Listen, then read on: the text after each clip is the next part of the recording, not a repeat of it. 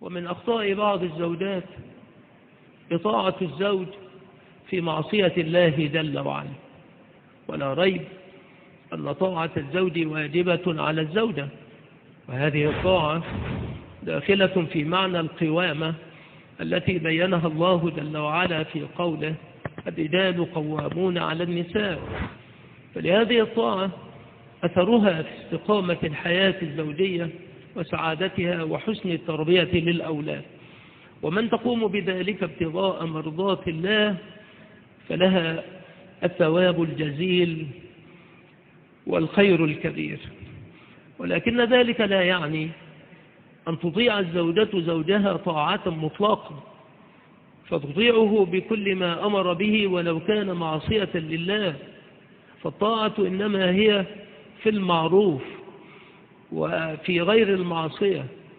فلا يجوز للزوجة أن تطيع زوجها إذا أمرها بمعصية الله، كأن يأمرها بشرب المسكرات أو إعدادها أو التشبه بالكافرات، أو يأمرها بنزع الحجاب أو بترك الصلاة، أو أن توافقه بأن يجامعها في نهار رمضان، أو أن يجامعها وهي حائض، فليس له طاعة في هذه الأحوال وما شاكلها، بل تحرم عليها طاعته.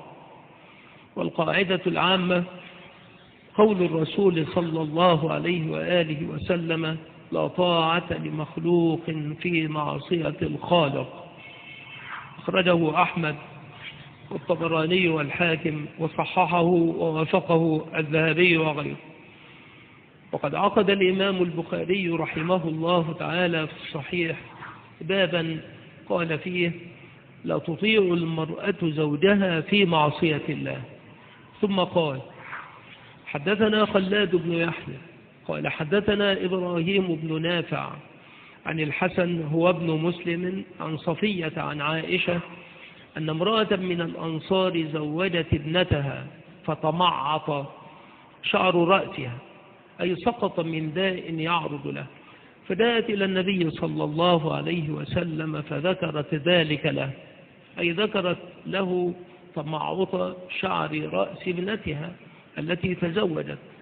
فقالت المرأة للنبي صلى الله عليه وآله وسلم: إن زوجها أمرني أن أصل في شعرها.